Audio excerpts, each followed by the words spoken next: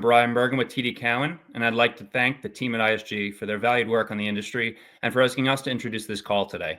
ISG has been hosting these calls on the IT and business services industry for more than 20 years. It influences $200 billion of technology spend each year, giving them deep insights into the industry as well as key changes in enterprise demand. I'll now turn the call over to Stanton Jones, Distinguished Analyst at ISG. Stanton? Thanks, Brian, and hi, everyone. With me today is Steve Hall, Partner and President, ISG EMEA, Kathy Rudy, Chief Data and Analytics Officer, Narmatha Darshan, Chief Business Leader for ISG India, and Alex Bacher, Distinguished Analyst.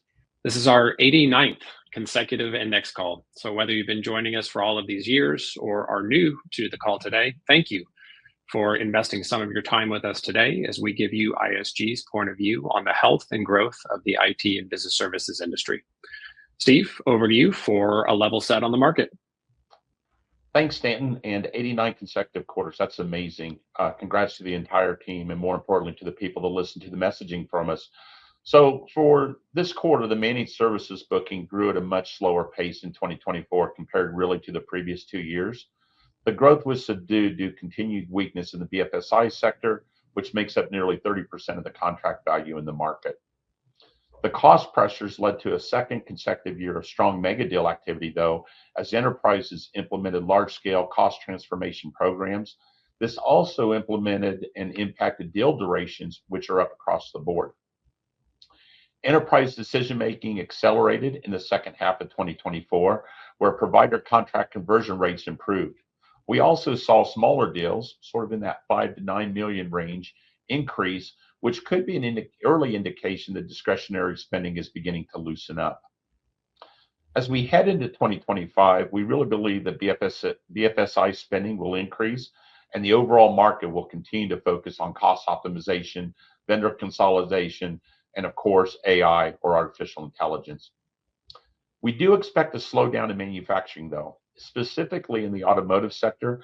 Given the European geopolitical situation, we think that's going to have an impact on technology spend in the first half of 2025, really across many enterprises in the EU. However, providers are ramping up their use of generative AI in both project-based work and managed services award. This should drive productivity improvements, specifically with application migration and modernization. This should create opportunities for challengers to disrupt incumbents and drive down contract value for commodity work. So we are forecasting stronger growth for the sector in 2025, but the recovery will be more gradual. With that, let's recap Q4 and the full 2024 year results. The combined market set a record for the second straight quarter, surpassing the 28 billion level for the first time. It also marked 4 consecutive year-over-year increases. In Q4, the combined market grew 20% year over year, driven by really high demand for cloud services. In fact, this was the highest year-over-year gain since second quarter of 2022.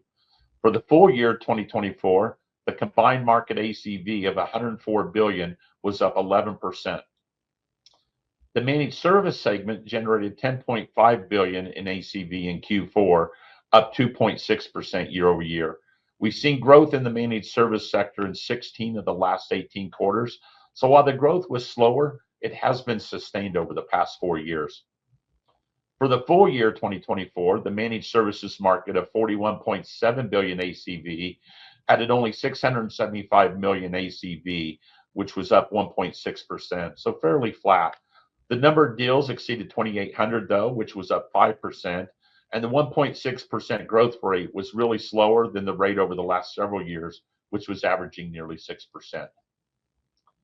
The as-a-service market has steadily accelerated since third quarter 2022, where it generated an ACV of nearly 17.7 billion, the first time it has ever surpassed the 17 billion level.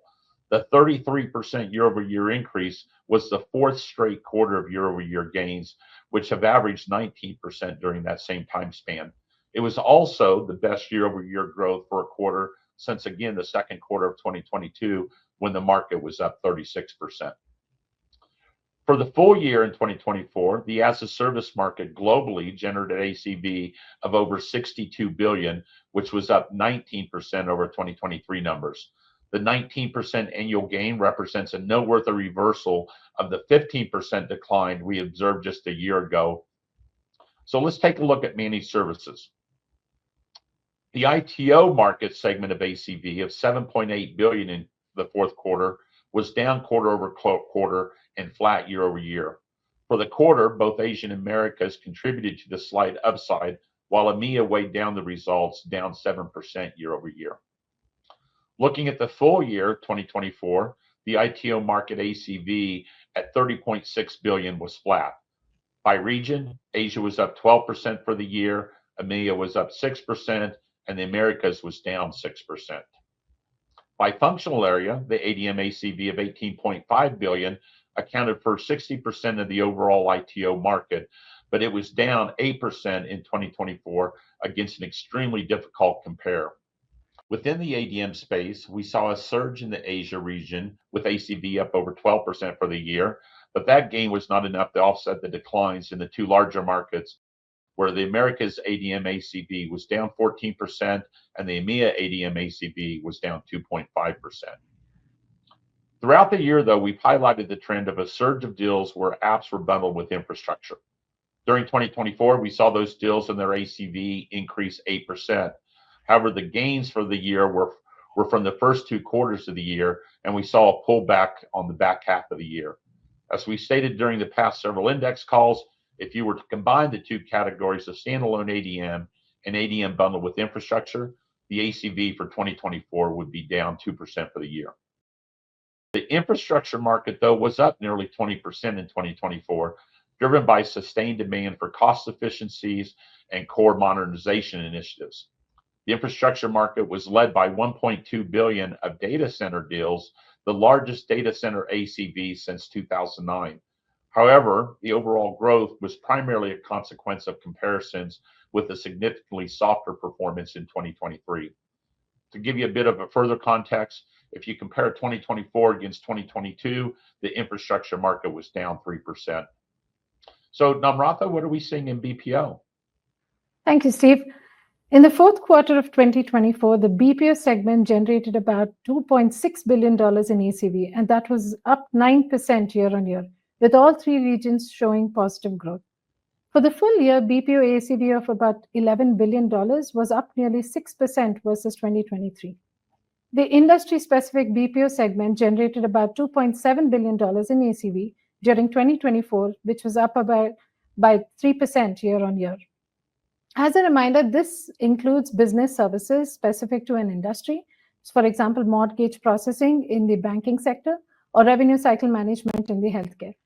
Now, according to a Market Lens research, more than half of the enterprises suggest that industry knowledge is a critical factor behind enterprises' decision to choose a provider. Thus, providers with strong industry knowledge and capabilities will continue to have a greater competitive advantage in this space. As for the other functional areas, the industry saw some substantial double-digit gains in the areas such as facilities management, as return to office mandates become more prevalent and sustainability initiatives are becoming more important. Yet, we also saw other functions like customer engagement, finance and accounting, and human resource outsourcing decelerate and pull back for the full year.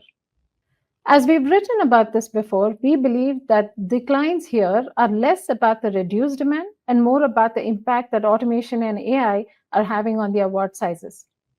The engineering segment generated about $3.1 billion in ACV, and that was up 36% for the full year. The fourth quarter proved instrumental in that growth as it generated the best quarter ever for engineering, with some of the large deals like the joint venture between Tata Technologies and BMW, and HCL and HPE deal. With that, Stanton, over to you for an update on the mega deal activity. Thanks, Namratha. So we've talked a lot this year about the fact that mega deal activity, so awards with 100 million of ACV or more, has been very strong over the past couple of years. And this is in large part because enterprises are looking to make significant changes in their cost profiles. And in response to this, providers have gotten very good at identifying this need and shaping it into large transformation programs that drive those savings for their clients. So that trend continued in the fourth quarter. There were 10 mega deals in the quarter, and that comes on the back of 10 in the third quarter and 10 in the second quarter. It's been over 15 years since the industry has seen 3 consecutive quarters of double-digit mega deals.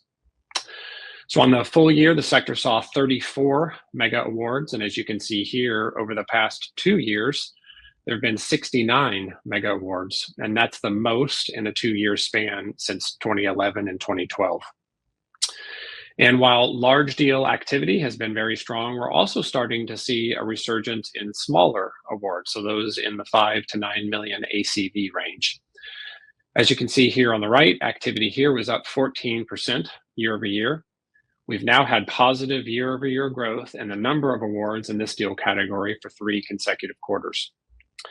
So we think this is a great result for the industry, and it could be yet another indicator that discretionary spending is starting to recover.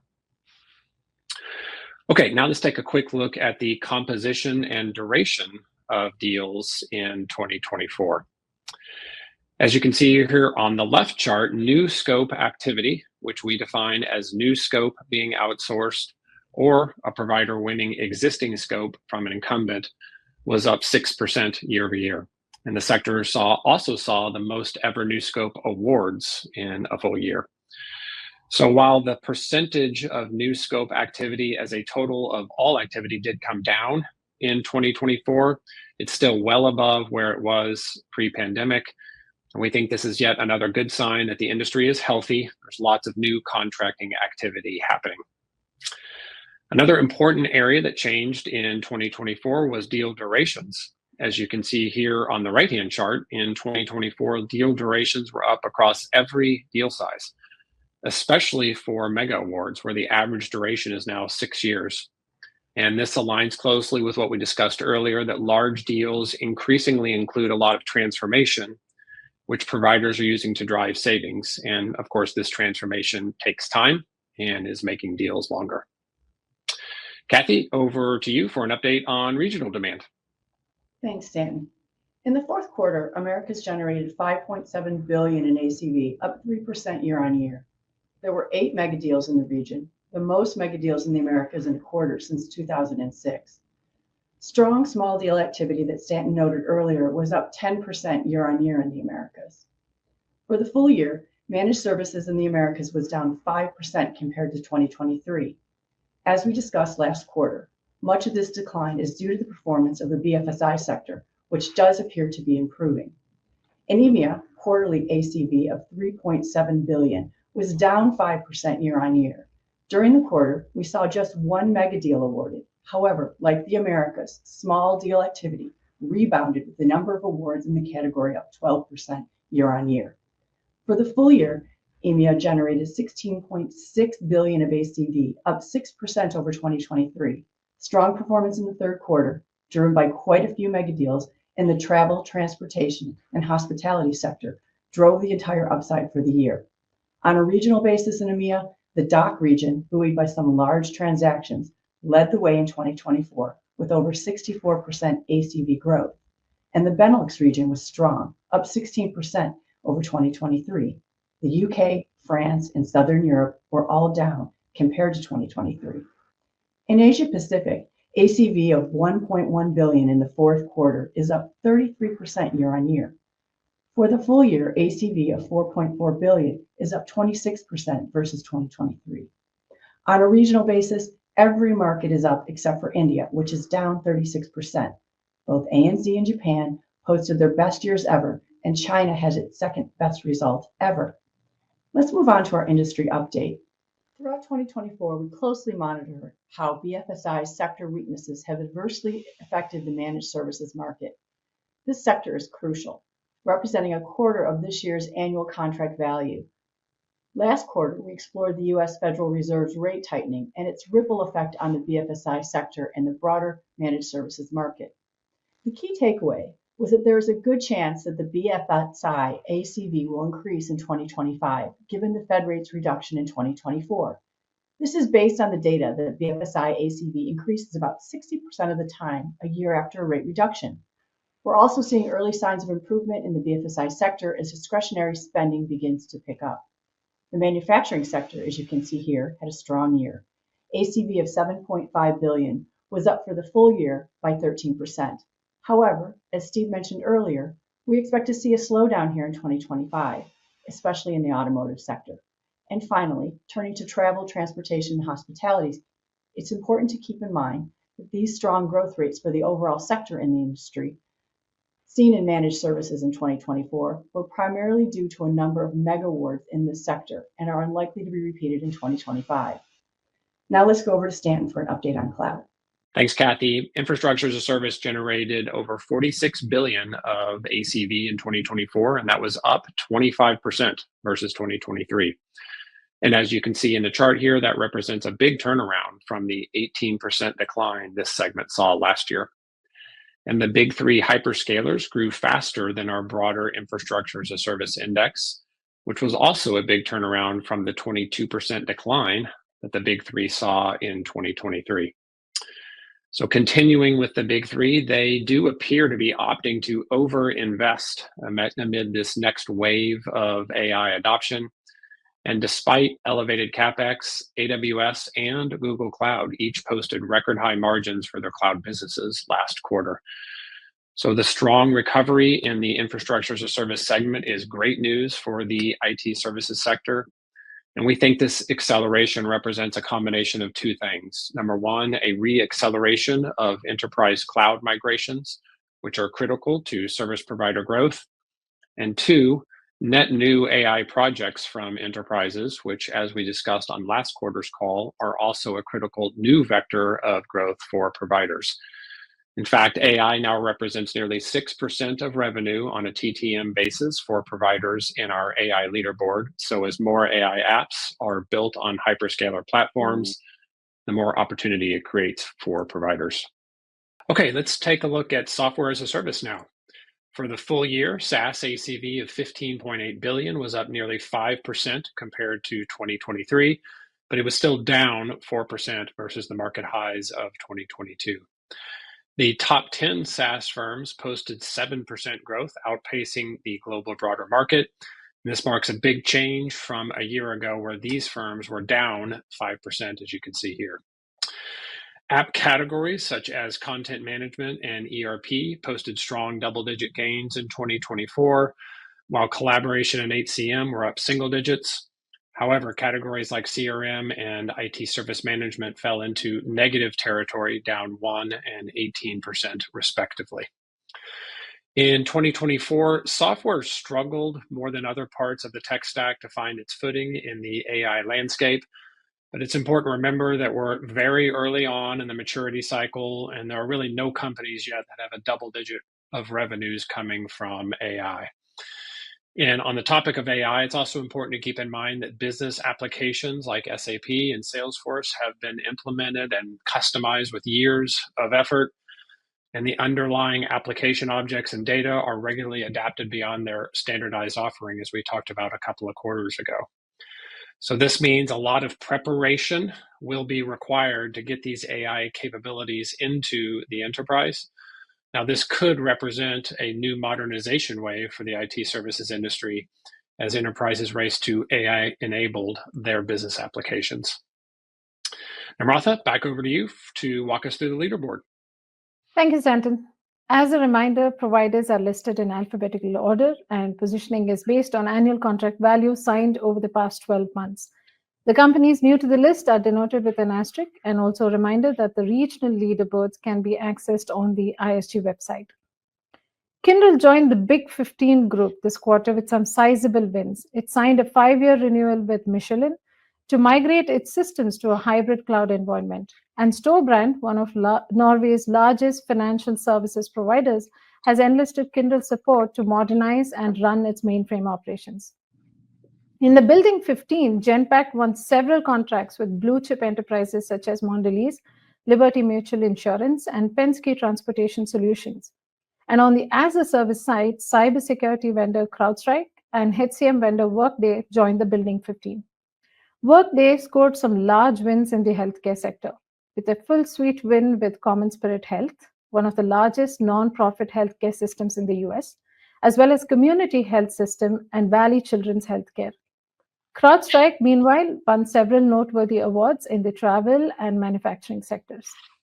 In the Breakthrough 15, 3 SaaS firms joined the leaderboard: HubSpot is a SaaS firm that provides integrated marketing, sales, customer service, and CRM tools to help businesses grow and manage customer relationships. Sage is a software provider of accounting, payroll, finance, management, and ERP solutions. And Viva Systems offers specialized software solutions for the pharmaceutical and healthcare industries, focusing on CRM, data management, and regulatory compliance. And finally, in the booming 15, engineering service provider Tata Technologies is leveraging its aerospace expertise to help Air India upgrade its aircraft and streamline operations. And on the as a service side, two new SaaS firms joined the global leaderboard. Nemeshek specializes in digital transformation solutions for architecture, engineering, construction, and infrastructure projects, while Xero, a New Zealand-based cloud accounting software provider that offers financial management solutions. Congratulations to all the providers who made it to the leaderboard. Now pivoting to 2025, Alex, over to you for an update on 2025 budgets and spending. Thanks, Namratha. Today, I'm going to cover our 2025 budget and spending study, which we recently completed. The study looked at data from 300 of the largest enterprises, those with revenues of $5 billion a year or larger across the United States, Western Europe, and ANZ. Looking back on 2024, organizations indicated that they have spent about 5.5% of revenue on technology in 2024, with the expectation to grow that spending in 2025 by 1.8%. To put that in perspective, for this study, that means an average of $742 million a year, with an anticipated growth of around $11.5 million for 2025. On a percentage basis, AI and security clearly dominate the investment priority at 5.7% and 4.2% growth respectively, while additional spending on internal staff, outsourced staff, and staff augmentation services are expected to grow less than 1%. Clearly, organizations understand the need to manage their technology risk in pursuing additional technology innovation to support their businesses, but are not anticipating much productivity growth through the additional staffing alone. Growth in technology budget is not the only way that organizations will support their tech initiatives, though. We expect the reallocation of budget from optimized applications, processes, and workflows through automation will help support incremental gains in their innovative adoption of new technologies like AI. And our experience at ISG is that almost every organization sees that budget reallocation as a core tenet of their IT strategy. Now let's discuss how organizations see their service provider ecosystem as part of this. First, the average organization in our study had 56 service providers supporting their technology environment across a mix of multi-year managed services contracts, annual service contracts, and ad hoc project-based work. For those contracts, the core area of focus were cloud, application development, security, digital transformation, and data and analytics services. As we saw in our study on generative AI in August, the work being done to support data and analytics services is probably the biggest way that the service providers are presently impacting their clients' adoption of generative AI. A key finding for the service provider ecosystem, though, is that just as there is a focus on consolidating and optimizing tech spend to reallocate budget, there's a focus on reducing the number of service providers and the overall complexity of their ecosystems. What makes this surprising and potentially impactful to the services industry is that organizations have a key preference to retain and grow specialist service providers in their ecosystems. Organizations already allocate about half of their service provider spend with their top 5 providers. So this means that they plan to consolidate more spend with their largest providers to gain cost leverage and economies of scale. But they plan to grow the number of small differentiated providers to support the domains where skills are not yet a commodity, like AI, data analytics and management, and security. This leaves providers who are in the middle spend category with a given enterprise at the biggest risk as enterprises consolidate this work into providers with more ability to provide cost improvements. Steve, back over to you to close us out with the forecast. Great, thanks, Alex. So as you've heard, the managed services ACV grew at a slower pace in 2024 compared to the previous 2 years.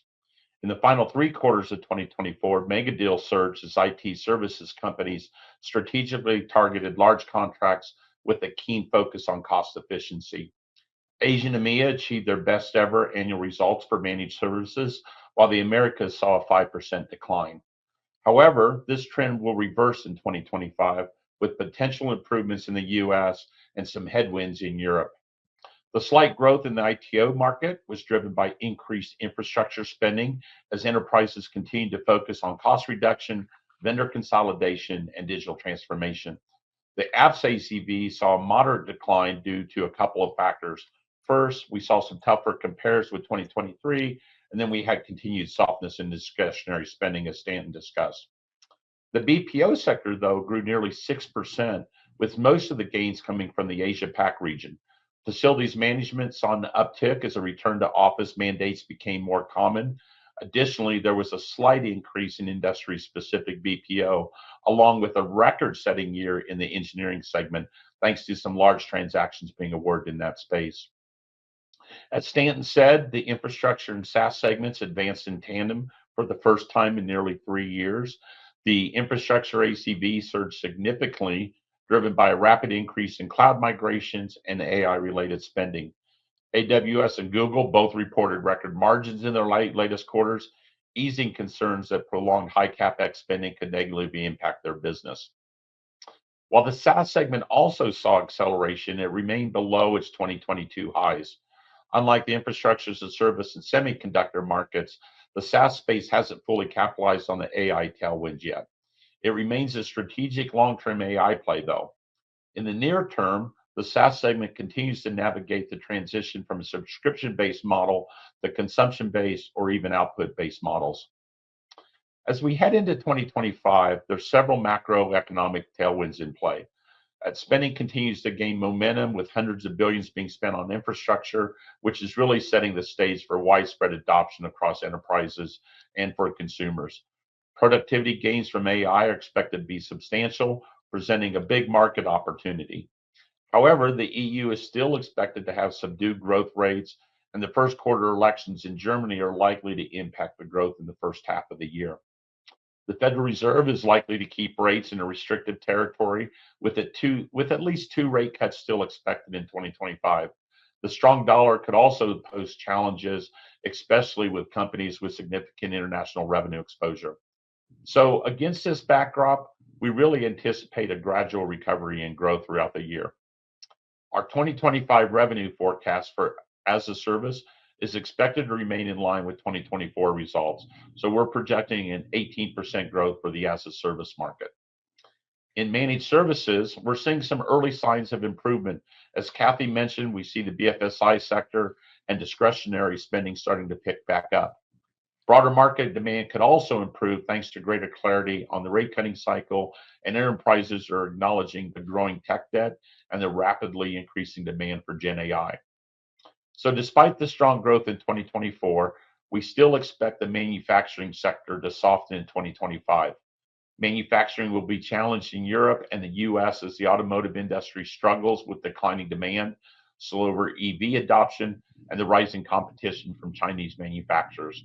Those scenarios could negatively impact both manufacturing and engineering markets if the segment does pull back. So last week, we indicated a forecast in the range of 5.5 and 6% in 2025.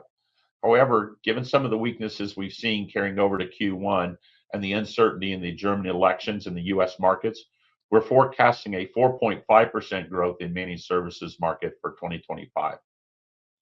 With that, that brings us to the end of the formal call. We'll now open it up for questions.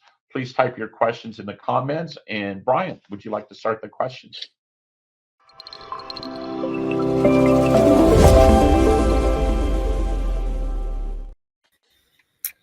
All right, very good. I always appreciate the level of detail in these calls, so thank you. Maybe start at a high level, the geopolitical and maybe the election impacts that you may be seeing. What have you observed around clients' budgeting behavior or just conversations following the US and other elections? And does it differ based in US organizations versus, let's say, European clients or APAC-based organizations? Great. Well, thanks for hosting, Brian, and thanks again for the question. I think in general, we've seen more stability in the US on the buying side with the stability from the elections. I think the decision's been made. I think, people are starting to understand what to expect for the Trump administration and what that will mean. If there's anything from a broader industry standpoint in the US, It's probably on the immigration side, potentially on the tariff side, but that's likely not to, massively impact the services side. On the immigration side, as we all know on the call, there's the concerns about B1s, H1Bs, what that means for the tech. But quite frankly, I think we saw this in 2016 through 2020, where organizations and most of the service providers have really adapted to that. And so it's less dependent on the H1s than we were, probably 4 years ago. So I think that one's okay. On the geopolitical side in Europe, though, I think it's a much different situation. I think if you look at the German economy, it's certainly in a recession. I think you see some uncertainty with the German elections coming up.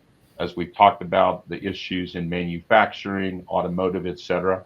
I think we will see a bit of muted growth in Europe, at least on the first half of the year, really driven by those headwinds, the dual headwinds, if you will, of the economy and the current geopolitical. It's just, I'm going on my 8th year in Europe, and I don't think I've ever seen any period where there's just so much unrest as we go forward. So unfortunately, I think that'll be the reality.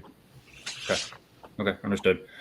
Let's dig in on the Gen AI readiness activity next year. So maybe talk more about what you're seeing around the data management activities, infrastructure, and process work, and how are clients approaching the contracting of all this? Is this being done in larger deals and some of these mega deals? Or are they breaking these activities really down into the pieces first? Yeah. Alex, you want to jump in and take that?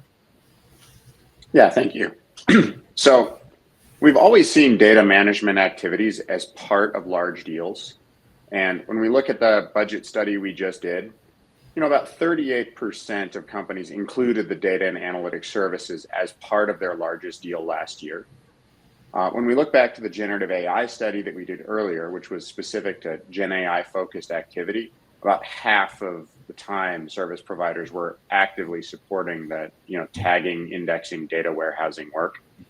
So really, I think the focus now is getting a lot of the backlog worked through so that any new applications or use cases that come up that are high value can be adopted more quickly. So there really is a long tail of backlog process, and we see service providers very active there. Okay. Agentic has become the new buzzword, certainly across the industry. So I want to kind of ask the reality versus hype question as it relates to contracting today. We've had select software and service providers note deployment of agents into clients. So what are you seeing, and how prevalent do you think this may be in 25 versus maybe 26 and beyond tailwinds? So Stanton, you want me to take that one? Yeah, go ahead, Steve. All right, I'll put my chief AI hat on this one, Brian. I would say, there still is a lot of buzz and hype on agentic, but I do think there's a there on what we're seeing in the market. So first of all, you've got a couple issues that we've got to get through, and I would say probably the biggest issue is trust, and really this concept of sort of human in the loop for the decision making. So agentic is essentially saying we've got action models. Those models can be pulled together to make decisions that no longer require a human to be in the loop for those decisions.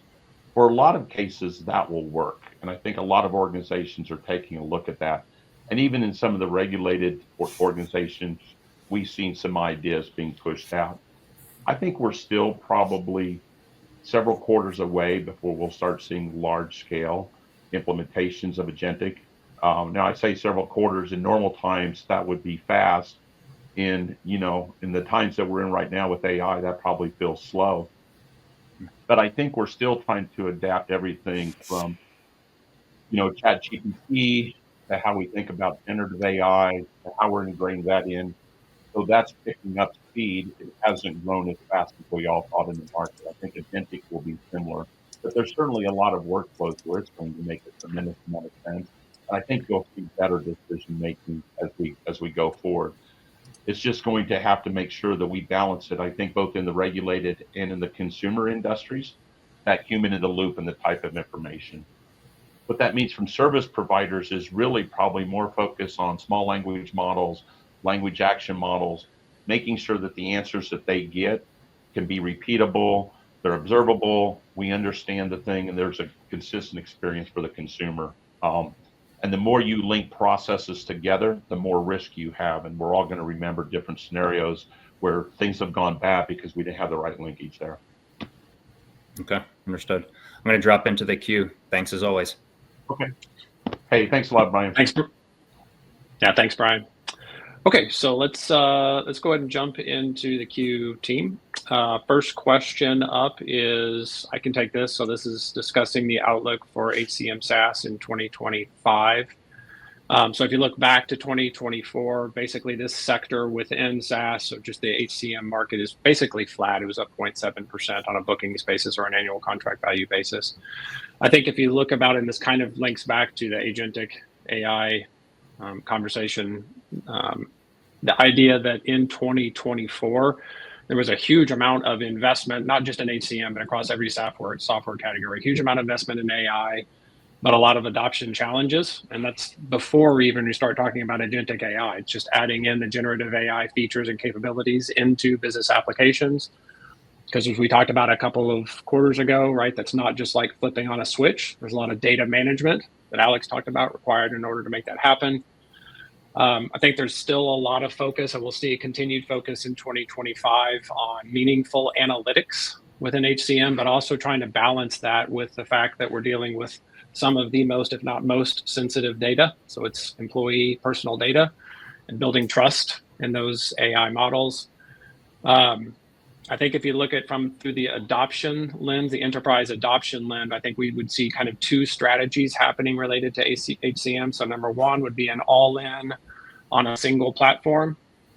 Number two would be maybe more of a focus on employee experience. So using, for example, a ServiceNow to cover the workflow around knowledge base and case management, those kind of things, and then having one or more HCM systems sitting behind that.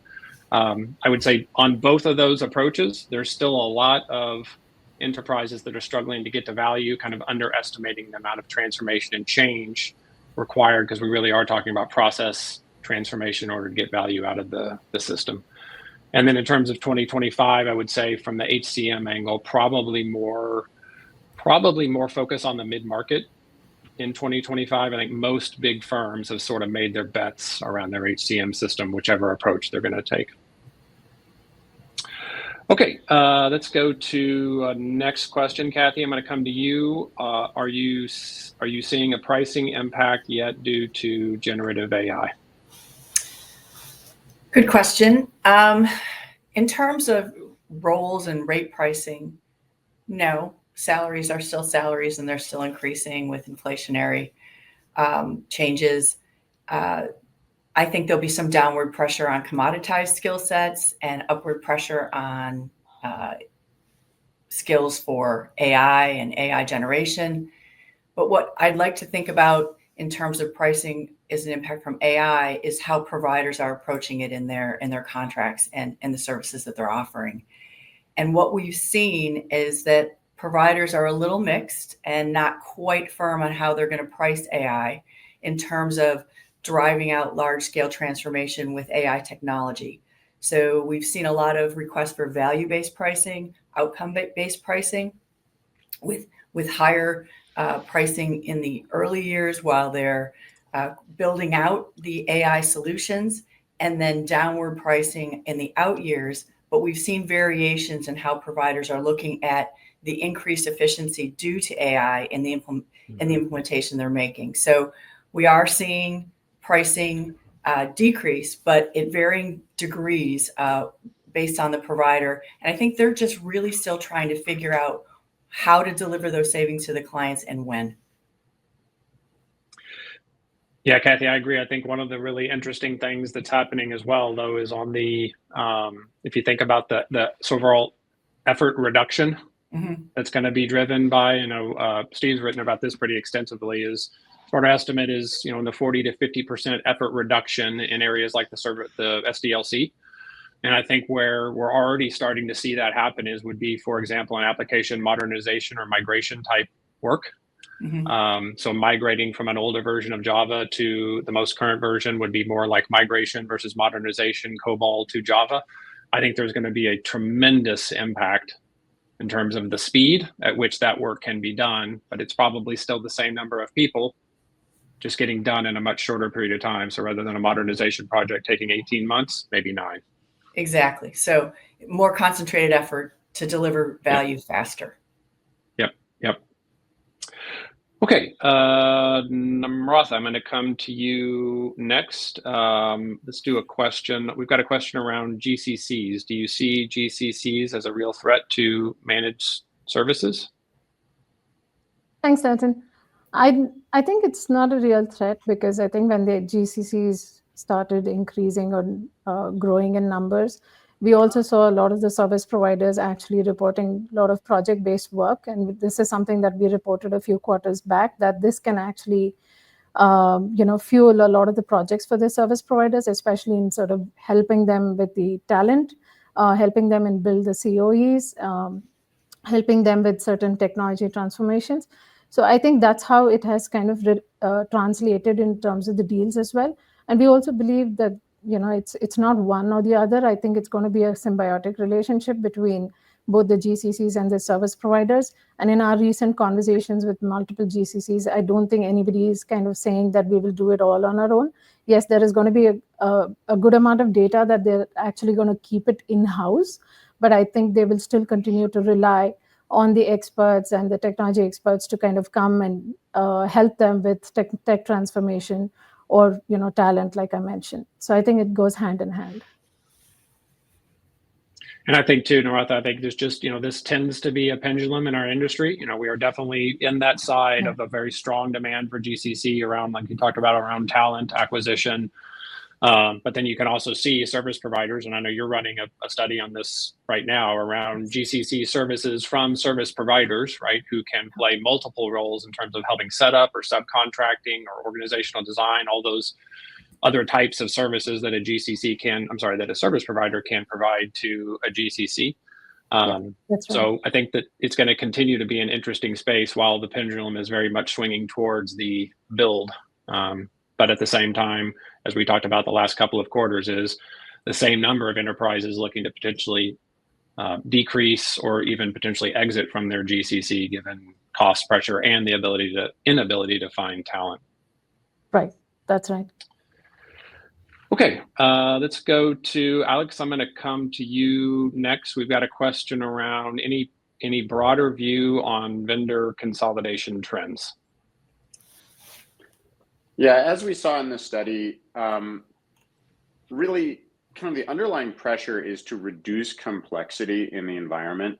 We've seen kind of some commentary in the studies we've done over the last year really focused on trying to simplify the underlying operating model of the IT organization, have fewer providers providing more larger groups of services.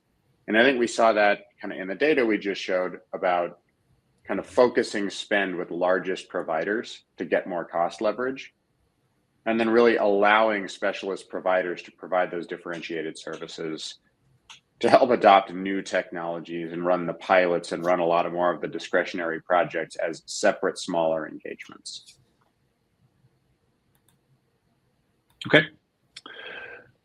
Okay, Steve, I'm going to come to you next. We've got a question on EMEA. Do you think the general EMEA market patterns you describe also apply to the market for contracts, maybe smaller contracts? I guess the question here is, in EMEA, are the trends we see happening on smaller awards as well?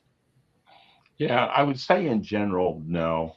I mean, what we're seeing more broadly in the market is a pullback. I think we've seen that in most of the earning announcements across. But at the smaller deal activity, so talk about the 5 million to 10 million ACV market, it's actually up almost 24% over its 5-year averages. We've seen really good numbers over the last several years, and I would expect that to continue. A matter of fact, I think we're starting to see more growth in the SMB or the Mittelstand market in Germany, if you will.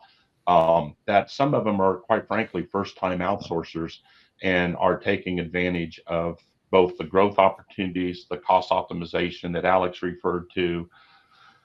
Certainly, AI will be a big theme over there as they now see capabilities on the technology side to accelerate their growth. So I think that part of the market will actually continue to be pretty healthy in 2025. Okay.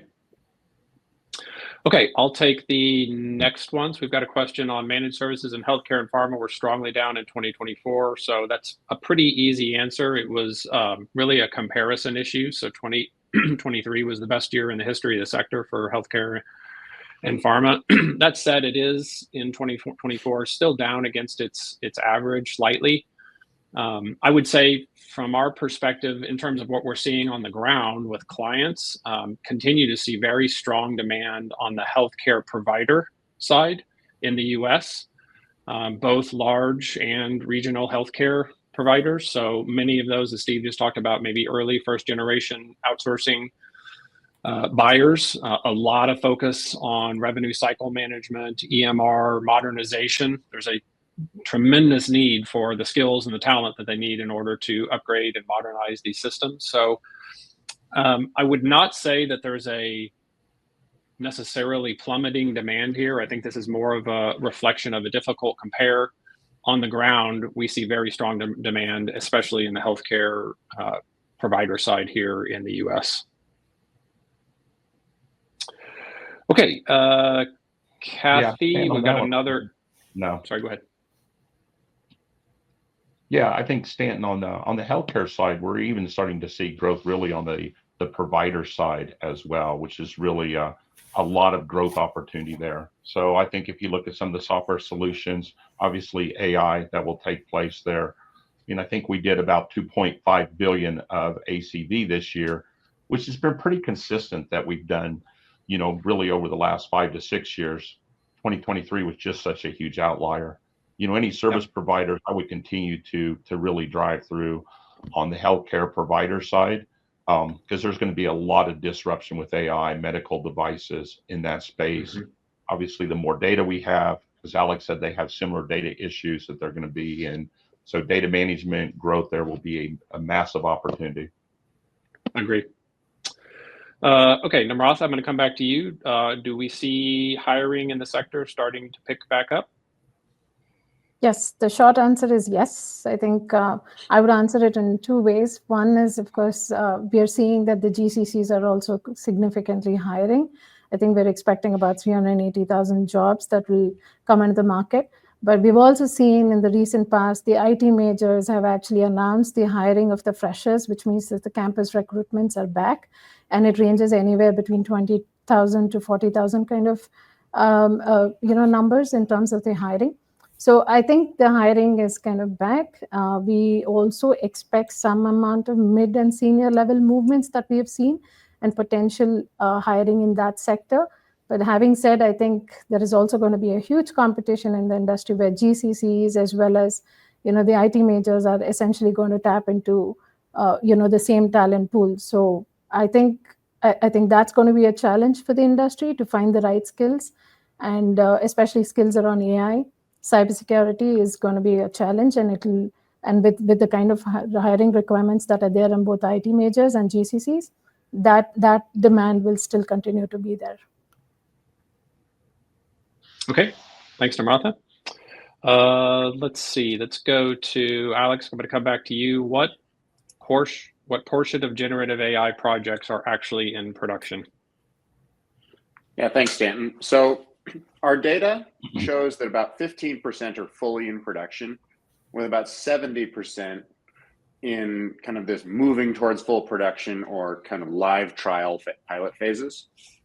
And I think that is continuing to ramp aggressively. What we see is the number of pilots and the focus on which areas of the business are getting pilots in 2024 is pretty significantly different than what is projected to provide the most value in 2025, which means we expect to continue to see new use cases coming online continually. And some of those are ramping faster than others as the data and the technology matures. Okay, so let's go ahead and close it out with our final question. So Steve, I'm going to hand this to you. So what big trends from 2024 do you think will continue into 2025?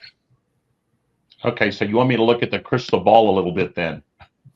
Yes.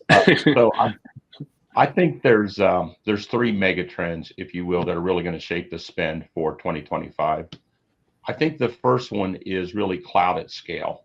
I think when you look at the hyperscaler spend, cloud at scale, with SaaS, the movement of SaaS, including, SAP, Rise, HANA, you're going to see a really big positioning on SI type opportunities across the market, and also different IT operating models than we've had. And we talk about full stack, we talk about different models, but essentially what it means is we're going to be able to integrate the business and technology in ways that we really haven't been able to do at scale. That will be a really big trend that will shape the spend on 2025. Number two is really this rise of GCCs that Namratha talked about, and we've talked about for several quarters. I think when you think about GCCs, you're really talking about organizations that want to really drive innovation within their four walls.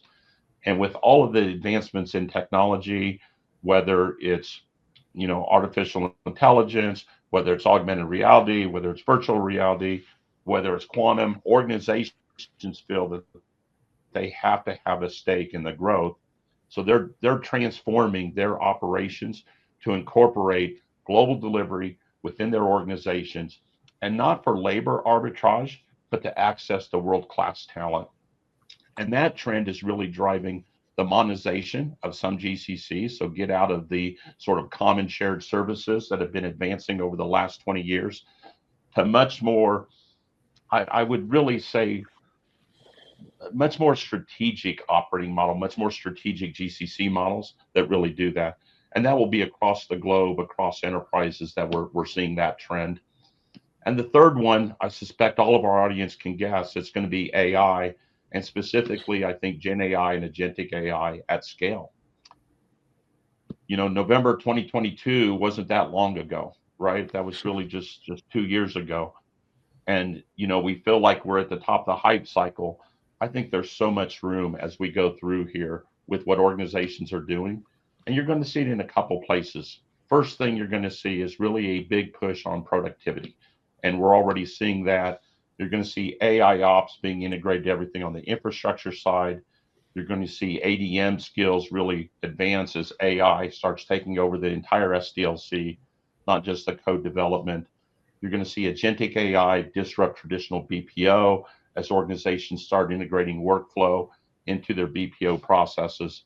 And you're going to see brand new revenue streams at the enterprise level as AI begins creating new business models as we go forward. So I think those three mega trends are really what's going to shape 2025, and how we should really think about what are the market opportunities around those, and how do we, help leverage and drive those capabilities as we go through. Managed services side, again, we're seeing 4.5% growth, bigger than what we saw for, 2024, a little less than what we saw in 2023. But we've got a really nice recovery coming. I think BFSI spending is down. I do believe we've got the headwinds in Europe that we've talked through that will mute it a little bit, probably bring manufacturing down a little bit by BFSI goes up. Travel transportation, we talked a little bit about, and I think there's going to be bigger investments in life sciences as well, and continue to be energy, oil and gas will continue to be big investments as we go forward. So I'm pretty optimistic, Stanton and team, on where we see 2025 going and how the market, tailwinds are really shaping up.